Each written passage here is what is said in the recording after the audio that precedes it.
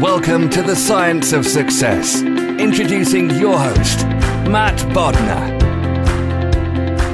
Welcome to the Science of Success, the #1 evidence-based growth podcast on the internet, with more than 1 million downloads and listeners in over 100 countries. In this episode, we discuss the danger of getting addicted to your screens. We look at how technology is designed to be as addictive as possible, and how those addictions specifically make you spend more time on things like social media and news that make you less happy. We also look at how screens rob us of time and attention and why it's so hard to break away from them. We also look at how you can structure your environment to spend more time away from your phone and create ways to get out of these addictive behavior loops with our guest, Adam Alter. I'm going to give you 3 reasons why you should join our email list today by going to successpodcast.com and signing up right on the homepage. There's some amazing stuff that's only available to our email subscribers, so be sure to go there, subscribe, and sign up. There's some incredible stuff, including an awesome free guide that we created based on listener demand called How to Organize and Remember Everything. You can get it completely for free, along with another surprise bonus guide by signing up and joining our email list today. Next, you get a curated weekly email from us every single Monday called Mindset Monday. It's short, simple, filled with articles, videos, stories, things that we've found interesting or exciting in the last week. Listeners have been absolutely loving Mindset Monday, by the way.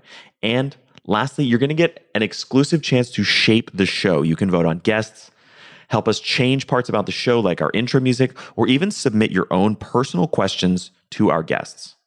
Again, there's some incredible stuff, but you have to sign up and join the email list to get access to these things. So go sign up. You can sign up at successpodcast.com right on the homepage, or if you're out and about, if you're on the go, if you're driving around, just text the word SMARTER, that's SMARTER, to the number 44222. That's SMARTER to 44222. In our previous episode, we discussed how to become a super connector. We looked at the idea that networking is not about tactics. It's about a fundamental shift in how you think about interacting with people. We examined how to break free from the lazy and shallow networking that social media often creates, discussed why you should never ask, "How can I help?" Looked at the power of curiosity and asking better questions, and much more with our guest, Scott Gerber. If you want to learn why you should throw out networking and start focusing on building real human relationships, listen to that episode. Now for the show. Today we have another exciting guest on the show, Adam Alter. Adam is an associate professor of marketing at New York University's Stern School of Business and has an affiliate appointment in New York University's psychology department. His research focuses on judgment, decision-making, and social psychology. He's the best-selling author of Drunk Tank Pink and Irresistible. His work has been featured in the New York Times, the Washington Post, Wired, and much more. Adam, welcome to the Science of Success. Thanks, Matt. Good to be here. Well, we're excited to have you on here today. So something that we were talking about kind of before we started recording, which I think is a great starting point, there's been a lot of revelations in kind of the technology world in the last few months about the core thesis of your book, Irresistible. I'd love to start out with, Sean Parker came out recently and talked about how Facebook is essentially designed to sort of make you addicted to it. And I'd love to hear your thoughts about both kind of what's been going on recently and also that idea more broadly. Yeah, it's one of the big questions people ask me whenever I speak about this work. And the question they have is, are these companies just making the best product possible, which happens to be hard to resist because that's part of what makes a product good. It's something you want to keep using. Or is there an explicit goal when they're creating the product to get you to use it for as long as possible, irrespective of whether that's good for you? And for a long time, I had to hedge because it's hard to get behind the curtain of these companies. And then I think it was November, Sean Parker came out and said, well, actually, Facebook from its very early days was focused much less on consumer well-being and much more on ensuring that you spent as many minutes as possible on the program online and then on the app. And that basically validated what I assumed to be true. And it's certainly true at other companies. We've heard from other tech giants, at other companies, early investors, people who are quite senior in these companies saying the same thing, that essentially they're in the attention economy. There's a hot war for your attention. There are a lot of different companies that are vying for your attention at all times. And so every company in this arms race has to use every tool at its disposal. And as a result, they're all trying their very best to tweak even very small features that they think will capture an extra minute or two here or there from everyone who uses the platform. So yeah, this is something I've been focused on. And it's been great because now when people ask the question, I actually have people that I can point to. I can say, yes, these companies admit, or the people who've invested in these companies admit that the companies are founded on the principle that we need to get you to use these products for as many minutes as possible. And actually, to be totally honest, your well-being as a consumer is a secondary concern. It's interesting. I think you mentioned in your TED Talk as well that, for example, Steve Jobs didn't let his children use iPads. Yeah, that was very surprising to me. It was quite early on in the research for the book, and it's one of the nuggets I discovered that led me to really pursue the book. And what I basically found was that a number of tech giants were very, very careful about their own personal use and the use by their kids of the same products they were touting publicly. So publicly, they'd get up on stage and say, this is the greatest product of all time. You should all own one. Your kids should own one. You should use it a lot. But then when you look at the way they approach the same products privately behind closed doors, they were much more wary about their use. And it's, I wouldn't say quite universal, but the number of tech giants in this position is pretty staggering. There's a school in Silicon Valley that doesn't allow kids to use screens like iPads. It's a private school. They don't allow kids to use iPads until they're in 8th grade, so roughly 13 or 14 years old. And 75% of the kids there have parents who work in fairly senior positions in Silicon Valley. So these are parents in the tech world who are choosing to send their kids to a school that explicitly forbids the use of screens until age 13 or 14, which is staggering, I think. The idea that these are tech evangelists who are being very careful about how much tech they expose their kids to. And I guess what that suggested to me early on was there was some digging to be done. What is it exactly that these people know that we don't know, the rest of us don't know, and what should we be concerned about? If they're not letting their kids near the same products they're promoting publicly, should we also be concerned in the same way? What exactly is it we should be concerned about? And that's why I've spent so much time on this topic. So let's dig into that a little bit. Why exactly is it dangerous or bad to be addicted to our phones and our screens? Yeah, it's a good question. So there are 4 main effects that spending too much time, not just on screens, but in general in any one behavior, can have on your well-being. And the 4 main areas, they can affect your psychological well-being. So for example, we know that when you spend a lot of time with screens, your threshold for boredom declines pretty dramatically. This is what you see when you get in an elevator and people are using their phones even when they're going between 2 floors for 3 seconds in the elevator. No one is capable of dealing with boredom today. We all pull out our phones instinctively. And, it's important to be bored occasionally because what boredom does is it pushes you to think a little bit differently, a little bit more divergently, a little bit more creatively. Otherwise, you keep thinking down exactly the same well-trodden paths over and over and over again. It's boredom that acts as a roadblock that pushes you into new territory. So that's one effect, psychological. The second effect is social. So we know that people who spend a lot of time on screens, especially kids, but also adults, are less capable of distinguishing emotions, subtle emotions that other people are sending off to them or giving off to them. They, especially kids, again, are less capable generally as social beings. It becomes more difficult for them to interact with others. So, for example, we take for granted that humans are empathetic as a species, that we care about the well-being of others. Of course, there are exceptions to that rule, but most of us don't like to be in the presence of someone whom we've hurt or who's upset or unhappy. That comes to some extent over time. You learn how your behavior affects other people. A child needs to sit in front of another child and take a toy from that child and see that other kid's face crinkling and the tears start to flow, to learn that taking someone else's things is not a good idea. But if that same child never gets that experience because most of his or her time is spent in front of screens for many of his or her first few years, that's obviously a problem. You never really develop those same capacities. Now, the kids who are born into the smartphone and tablet era now are only about 7 to 10, maybe 11 years old, some of them. We don't know what they'll look like when they're teens, when they're entering the workforce, when they run government, and so on. And there's a chance that, in some sense, this generation that's grown up with screens will look socially quite different from other generations that came before. And that, I think, is a big concern. So we've got the psychological, the social, the financial. So a lot of the screen experiences we have can be quite costly for us. This applies especially to games where you start playing a game, you end up, deep down the rabbit hole. You've spent many hours playing the game, and then you hit a roadblock where the producer of the game says to you to continue playing now, or to level up so that you're a stronger character in this game so that you can beat the next boss and continue, you'll need to pay $10. Things like that. And a lot of people say that they play these games with in-app purchases, these freemium games, where they end up spending hundreds, sometimes thousands of dollars that they don't have. So a lot of these addictive experiences are designed to capitalize on the idea that once you've spent a lot of time immersed in them, you will end up spending a lot of money to continue. And so they can be financially quite damaging.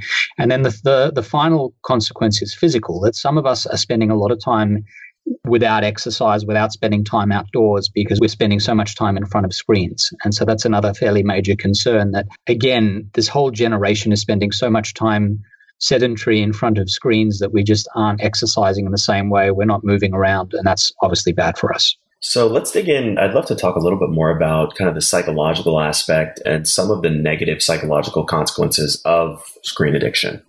I think the main thing is how we develop socially and how we perceive the world socially. So if you spend a lot of time in front of screens, anything you do gets very delayed feedback, if it gets any feedback at all. This is one of the reasons why YouTube comments are so incredibly nasty, in a way that most people would never be face to face. We would never say most of the things that you see people on YouTube saying. It's not that everyone who's on YouTube is a horrible person, or the people making these comments are horrible people. It's that the platform allows you to distance yourself from the consequences of the things you're doing. And so if you're saying things that are critical, you can do that without accountability and without having to expose yourself to the negative feedback that you get, as you obviously make the person who's posted the content upset or unhappy. That's one of the big consequences. I mentioned also that there's tendency to boredom, to struggle with boredom in a way that we as a species haven't really had to struggle before. And again, I think it's quite important that we court boredom, that we accept it, that we deal with it, that we work our way through it so that we can get to the other side where really interesting things start to happen. I think those are the two biggest consequences psychologically for us. But obviously, when people say, why is this bad? This is a personal question. The question is, what exactly is your screen time encroaching on? So what is it taking away from? And for a lot of us, it takes away from sleep, which is obviously psychologically very damaging. A lot of us, it takes away from our ability to work in an efficient way. So every time you check your email, which happens constantly for most of us throughout the day, depending on which statistics you look at, it can take a number of minutes for you to delve back into the task you were in before you checked your email. As a result, you're never really in the zone of maximum productivity. Email just keeps distracting you, keeps removing you from that zone. And so you end up spending much longer, eating up many more hours doing much less good work. So that seems like a problem as well. And of course, something that's very personal for many of us is the idea that spending a lot of time on screens means you're not spending time with loved ones, with friends. Even my wife and I a number of years ago noticed that we were sitting on the sofa together and we were both on our screens for sometimes hours at a time, not speaking. The room was completely silent. And obviously that wasn't good for our relationship. And so we vowed to change the way we were using our screens in each other's company. And so I think there are a lot of consequences, but the biggest thing that screens do, broadly speaking, is they eat up the time that you would spend doing things that I think can be, for a lot of us, very enriching and important throughout our lives. Those are great examples. It's funny, we've had a couple previous guests who've touched on the importance of some of these different things. For example, the talking about attention and having your attention being robbed. We had a previous interview with Cal Newport where he talked about deep work and how getting into that state of distraction-free work is such a highly valuable place to be. So for listeners who are interested, that's definitely something you can check out. Or we had another one about how important sleep is. Dr. Matthew Walker, it's incredibly important. It's amazing how few people actually get enough sleep and how important sleep really is for you. And so I think that those are really, really key lessons. Yeah, I think so. I think this idea of deep work, of having time that's not fragmented during the day, where you can really delve into a task.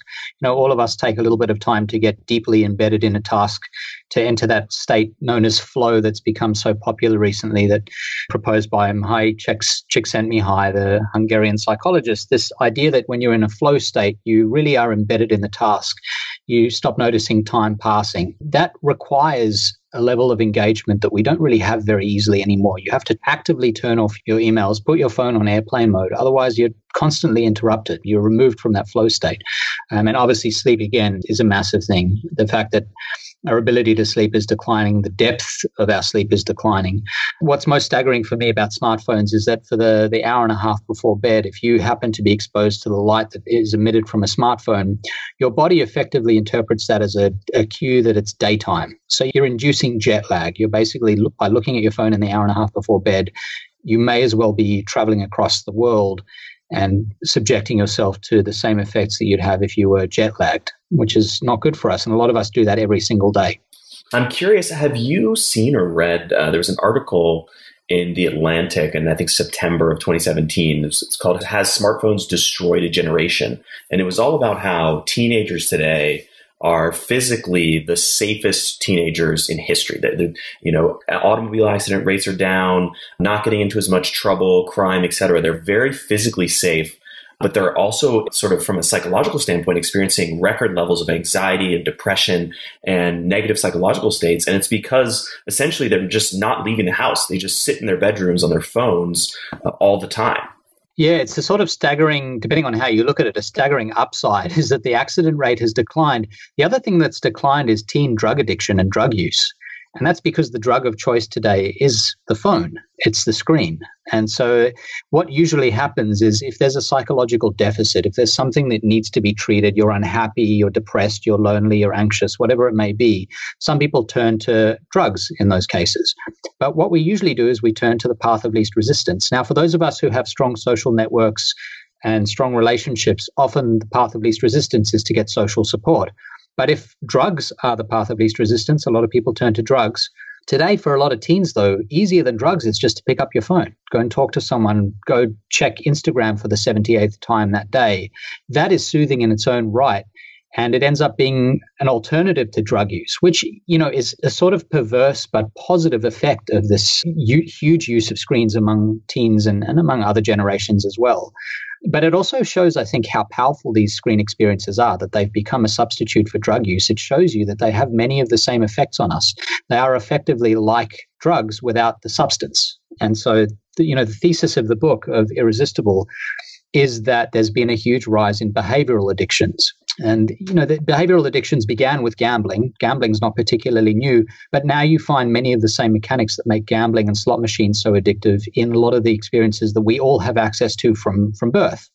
And so there's been this huge rise of behavioral addictions that have replaced substance addictions to some extent, and certainly replaced going out of the home. And so you do see a drop in accident rates as a result. I want to dig into the science of behavioral addiction, but before we do, one of the other things I found fascinating there are a few apps that seem like that, are kind of beneficial from the sense that they leave the users happier before they started. But many of the apps that people spend the most time on, things like news, social media, et cetera, were actually some of the biggest culprits for making people unhappy. Yeah, this is something that I found very surprising. The creator of an app called Moment, this is a tracking app that basically measures how long you spend on your smartphone screen and what you're doing during that time. His name is Kevin Hollish, and he's in Pittsburgh. And I spoke to him and asked him about some of the data, which he shared with me. And what he does is he basically asks people a couple of questions as they're using the app during the course of a day. He'll say, "What are you using now and how happy are you?" And he finds that some things routinely make us happy and some things routinely make us less happy. Social media makes us less happy. We feel sort of hollow and unfulfilled. The same is true of spending hours trawling through the news. The same is true of a number of other things like spending a lot of time on games. We just feel a little hollow and unfulfilled when we do that.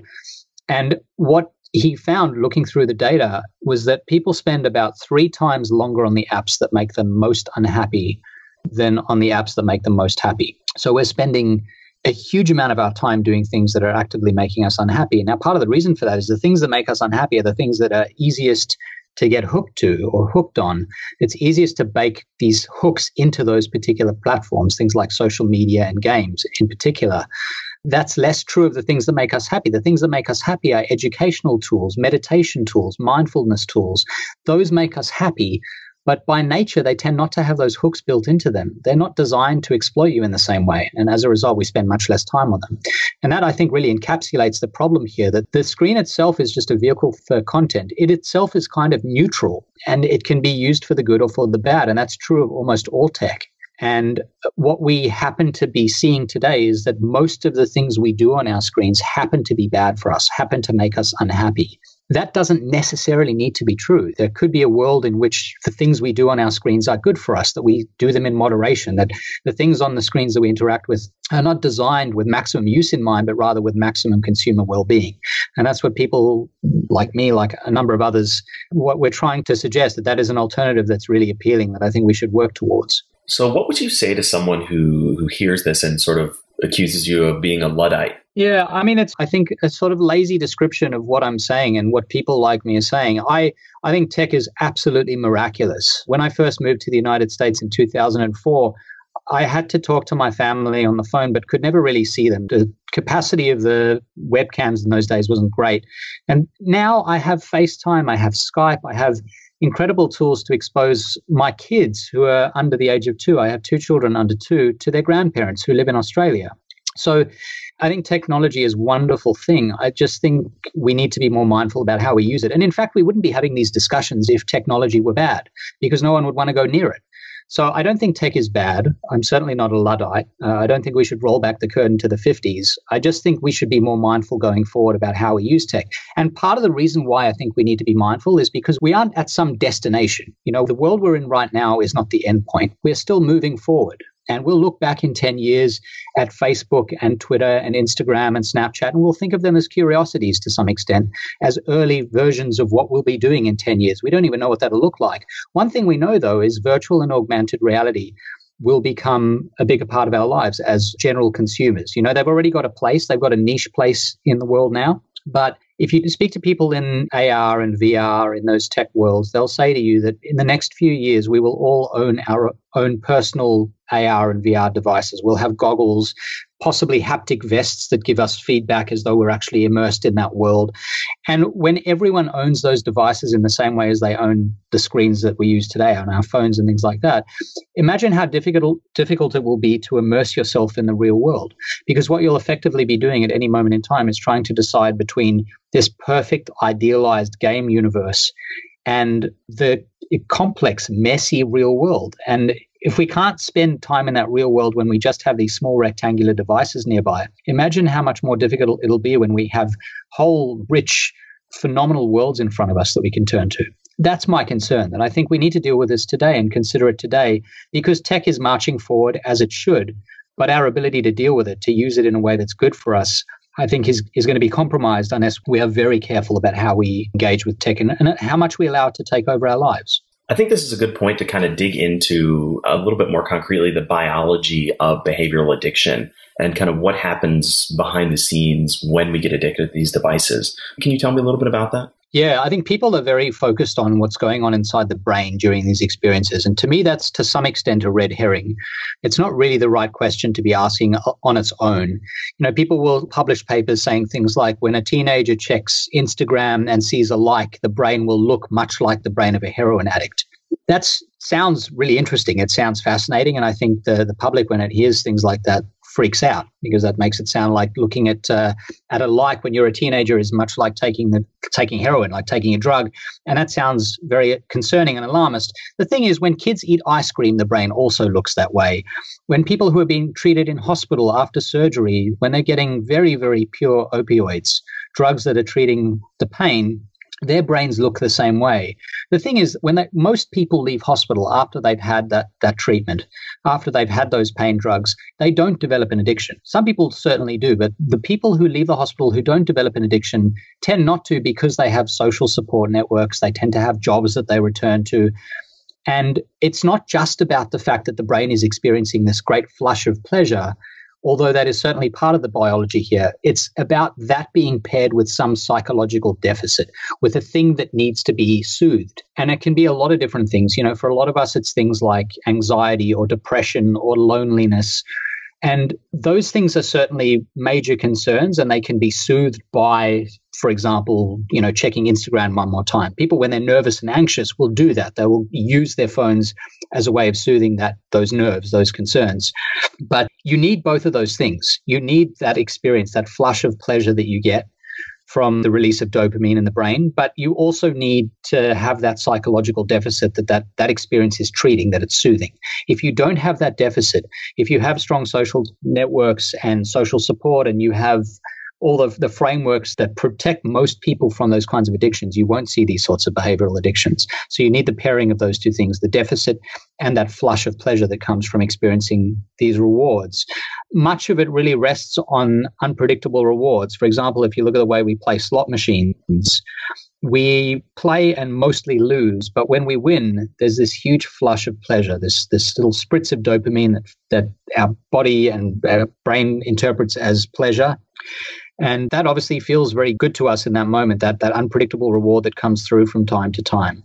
And that's true of how we experience a lot of social networking. We might post something, and every so often a post will catch fire and it'll be shared widely, retweeted, regrammed, shared, liked, and so on. Many comments will be made in response to it, things like that. And so this unpredictability, these unpredictable rewards are a really big part of what drives us to pursue these experiences. And companies will bake them in, these unpredictable rewards. They're a huge part of what they're trying to do. One of the things we talk a lot about on the show is the importance of mental models. Building a toolkit of mental models so that you can better understand reality and achieve your goals. And that's why I'm excited to tell you about our sponsor this week, Brilliant.org.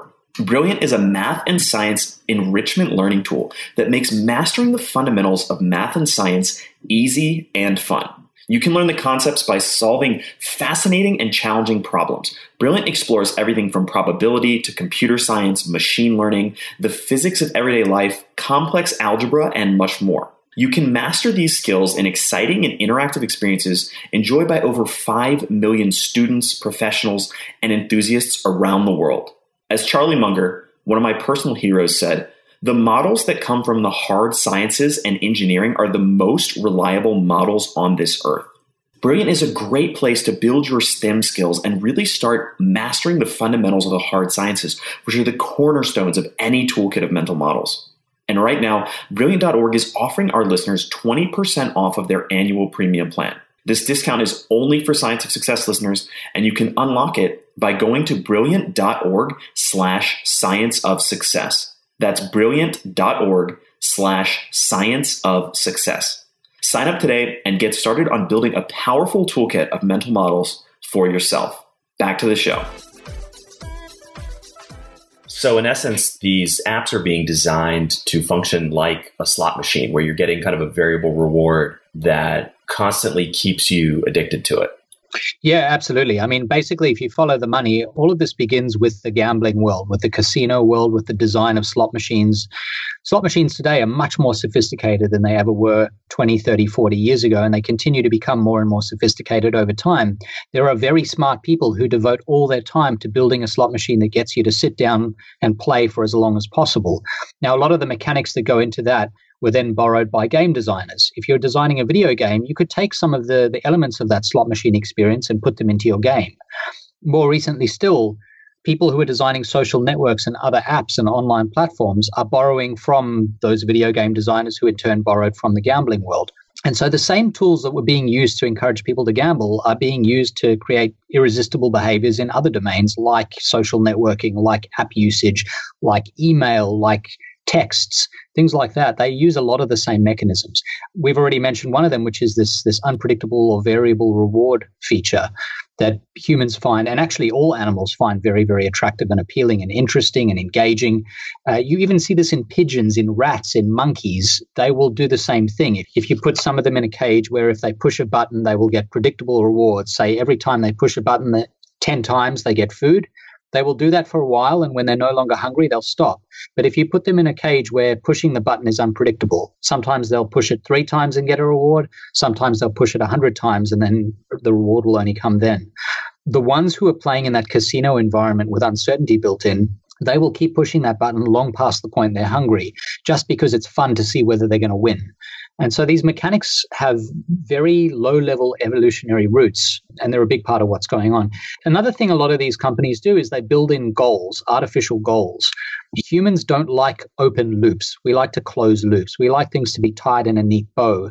And what a goal is essentially is the opening up of a loop that isn't closed until the goal is reached. And so you see people with smartwatches, with Fitbits, things like that, who'll say, today, and in fact every day, I need to walk a certain number of steps. And the loop is open until I've hit that number. So it may start out being 10,000 steps, and you'll do that for a few days. Your watch will beep to say you've hit 10,000 steps, and that's the little burst of positive reinforcement. But eventually what you find, and this again borrows from some of the terminology in the drug world, is you develop a tolerance. So 10,000 doesn't really do for you what it used to do. You hear that ding, but after 10,000, it's not really enough. And so you'll see people escalate. You typically see that people, after they've walked a certain number of steps for a certain amount of time, will go to 11,000 or 12,000 or 14,000 steps. And so they escalate from there.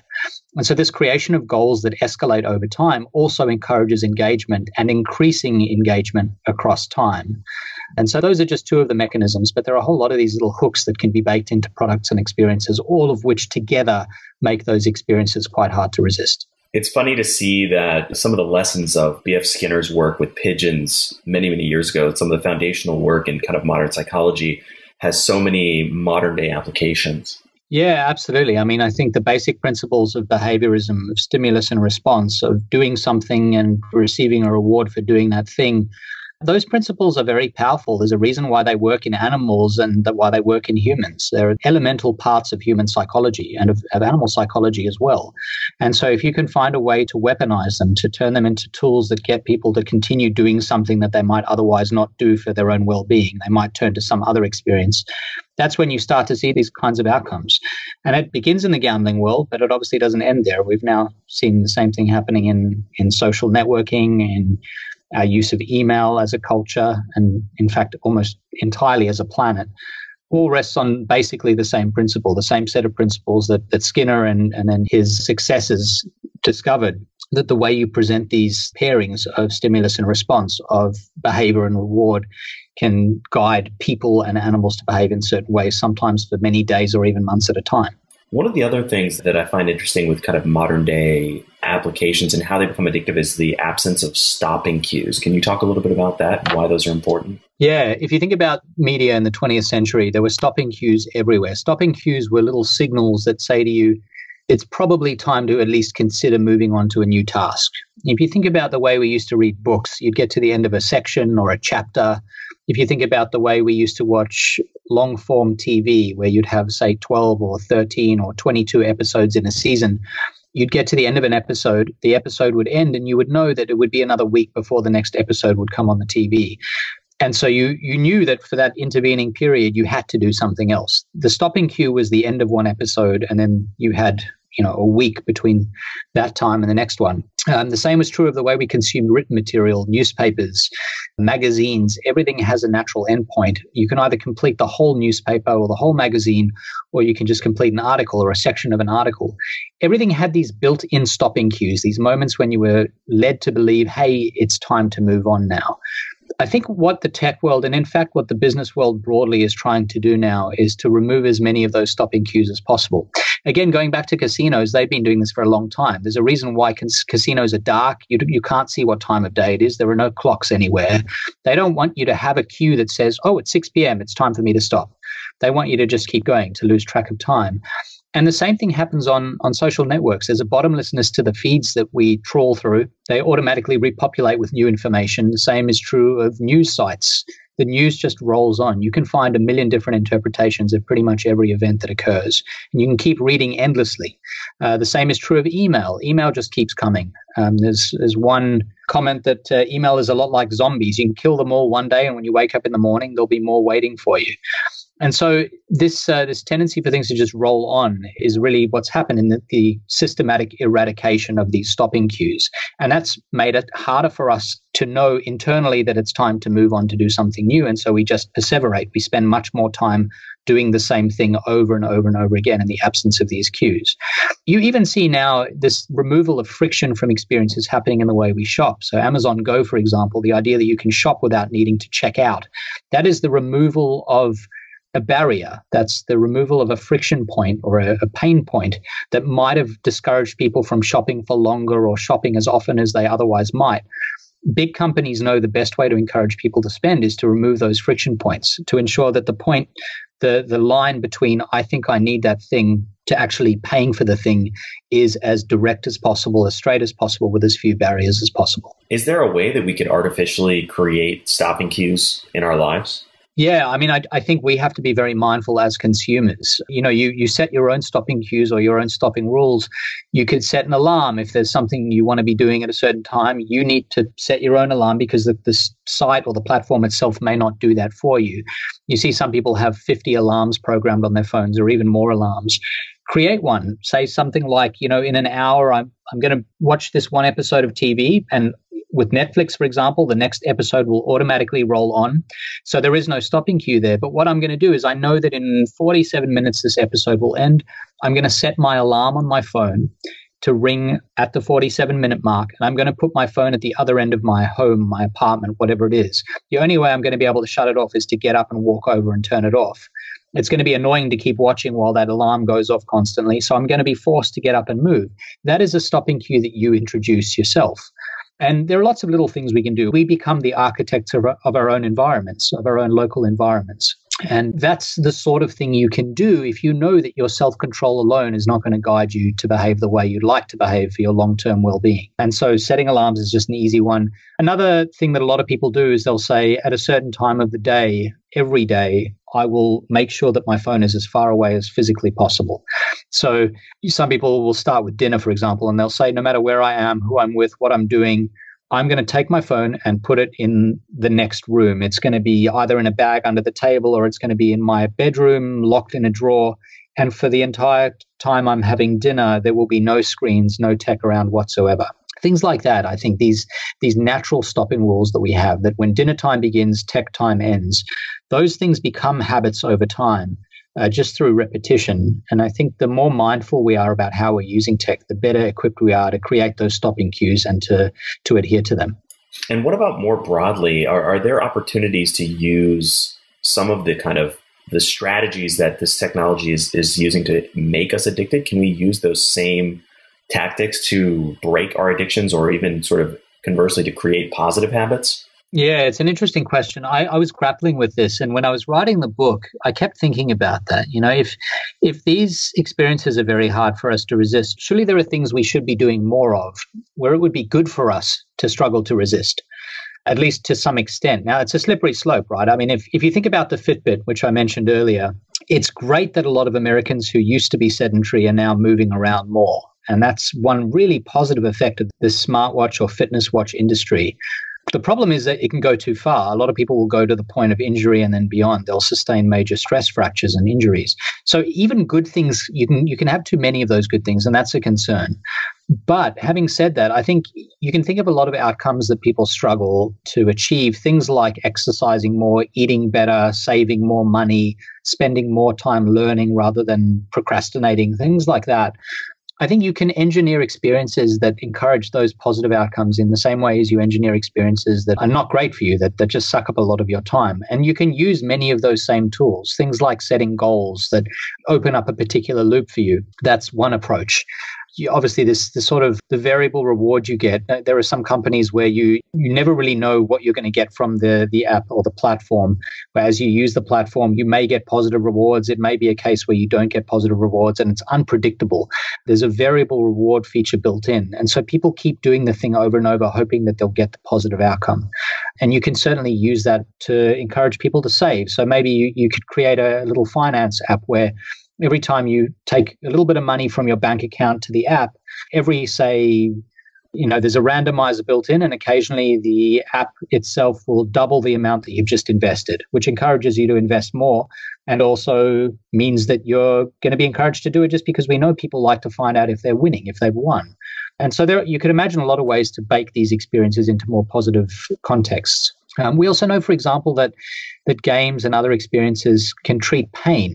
There's a fascinating study showing that people who are being treated for burns, for very serious burns, when they're having their dressing changed, which is very, very painful, they actually do better when they play certain virtual reality games. They feel better, they feel less pain than when they're given morphine. And the reason is these virtual reality game experiences are so immersive that a lot of the cues that they normally spend so much time attending to, watching the burns being removed and anticipating the pain, those are replaced by this immersive world they're in the virtual reality context.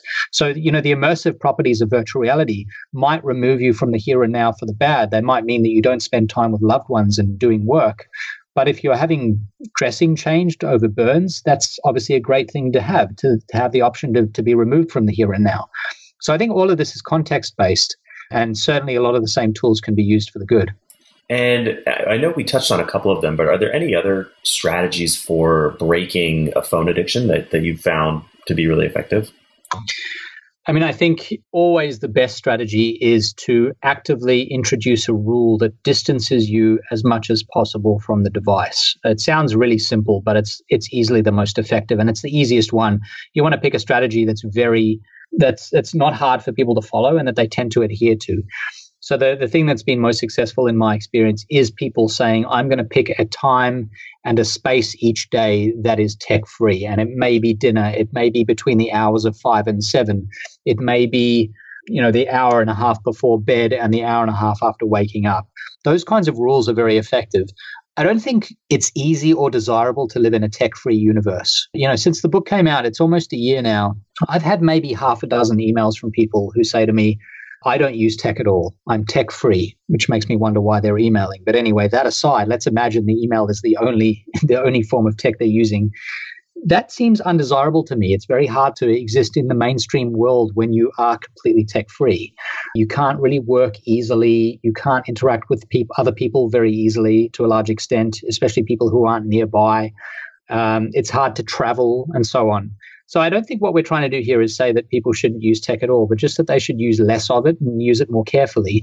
We know that in the last 2 years, from 2015 to late 2017, the average time spent by an adult on screens went from 3 hours to 4 hours a day. Now, 3 hours is staggering because we don't have that many free hours in the day. It's now 4 hours. So in the space of just 2 years, it went up a whole hour. So it's an increase of 33%. Not much changed about the infrastructure. We were still using smartphones. We were still using tablets. VR and AR had not gone mainstream.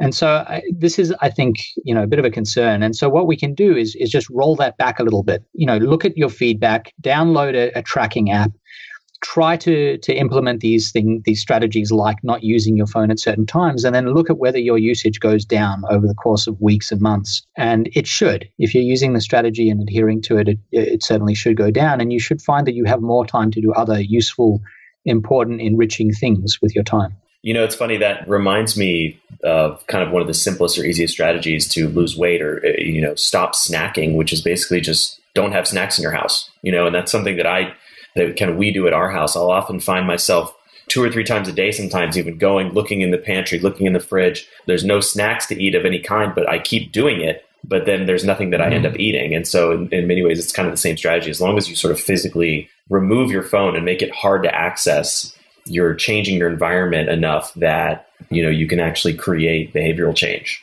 Yeah, I mean, it seems simplistic, but it actually works. We know that a very old principle in psychology known as propinquity is basically the idea that the things that are occupying your physical space, the things that are closest to you in physical space, have the biggest effect on your psychological experience of the world. It's not surprising. It makes sense. Surround yourself with people who are productive, you will be productive. Surround yourself with people who eat well, and you will eat well. The same is true of the objects we surround ourselves with. If you keep your phone on you all the time, and we know that 75% of American adults can reach their phones 24 hours a day without moving their feet. They sleep next to their phones in addition to being with them during the day.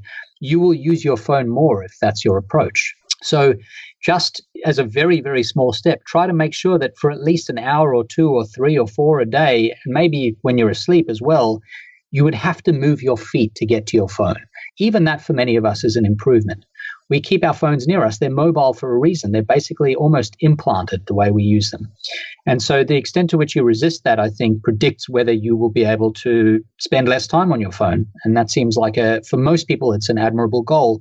When I speak to big audiences about this, I get a range of responses. Not everyone wants to change. Some people are quite happy with how much they're using screens and tech. And that's fine. I think there should be a range. But the vast majority of people say they'd like to change either something big or something small. And I think a lot of the first steps are easy, small steps that any of us is capable of making. So I think there's something that certainly we could do better on. This getting into kind of the discussion of how environment shapes behavior reminds me of some of the core ideas from your first book, Drunk Tank Pink. I know we don't have a ton of time to go into it, but I'd love to just hear kind of a short synopsis, or at least tell the story of Drunk Tank Pink and kind of what that is and how it came about. Yeah, I've always been very interested in how very subtle changes in the world around us. As I mentioned, propinquity, this idea that things that are close to us have a big effect on us. I've always been curious about how subtle changes in the environment we're in, the people we surround ourselves with, the colors around us, the weather, all these different factors can have outsized effects on how we experience the world.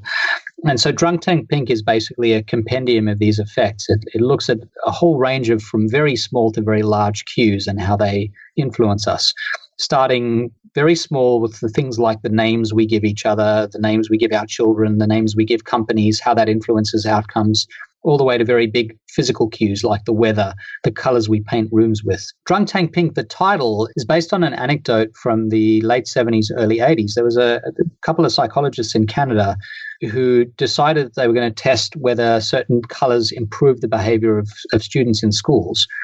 And the Canadian government allowed them to paint a whole lot of different classrooms across Canada. They used a whole lot of different colors, from blues to greens to yellows. And one of the colors they used was this bright pink. They found that the students in the bright pink rooms behaved the best. The ones who were badly behaved before behaved better. They were more engaged. And they became curious about the properties of this bright pink color. And they argued at least that this bright pink tranquilized people. It was a non-drug tranquilizer that calmed people down, and it made them more engaged. So they started to use it in other places as well. They used it in jail cells and in naval prison. This is where it gets the term Drunk Tank Pink. Was the idea that you would take someone who was badly behaved or drunk or aggressive and put them in a drunk tank that was painted pink just briefly, and they would emerge 15 minutes later better behaved, more compliant. And that's what these researchers reported. Some football coaches started to use it as well. They'd paint the visiting locker room drunk tank pink colored, where they wouldn't do that for the home locker room. So in theory, the visiting team would be tranquilized, weaker. Even very recently, there were reports that some of the players at the Australian Open tennis tournament, this Grand Slam tennis tournament, were wearing pink because they thought they could tranquilize their opponents. They could weaken their opponents. So it's a fascinating anecdote. The science behind Drunk Tank Pink is a little shaky, maybe more than a little shaky. We don't know how strong the effect is. It replicates on occasion, but not all the time. It's not the most robust effect, but it's very interesting. And I thought it was a nice emblem for what I was discussing in the book, which is this idea that you could make changes to a feature in the world, and that would then have big effects on how people engage with that world. And so that's what Drunk Tank Pink is. And then, Irresistible is the natural flow on from there. After writing Drunk Tank Pink, I started to wonder, what is the biggest thing right now, the biggest cue that is shaping us? And I think to a large extent, for many of us, by time and by its effect on our psychological experience of the world, it is the screens, it's the technology we're interacting with. What would one kind of piece of homework be that you would give somebody listening to this interview if they wanted to concretely implement some of the ideas we've talked about today? What do you think would kind of be one simple action step that you would recommend for them? I think it would go back to this idea of creating as much distance between yourself and your phone as possible for as much time of the day as possible. So I would say to everyone, it usually works better when you don't focus on time of day, because we're doing different things at different times every day. But all of us eat dinner every day, pretty much, most of us at least. Say tonight, or if you don't want to start tonight, say tomorrow night. Whatever you're doing for dinner, your phone will not be within reach of the table. Ideally, it should be in a different room. It should be on silent. It shouldn't be vibrating in a way that makes it noticeable. You should put it as far away from you as possible. And you may have FOMO. You may experience basically withdrawal in the first day or two as you do this, but you'll find that over time you enjoy dinner more, you're more engaged with the people around you. If you're alone, it'll give you a chance to think. You don't have to be with other people, obviously, when you're having dinner.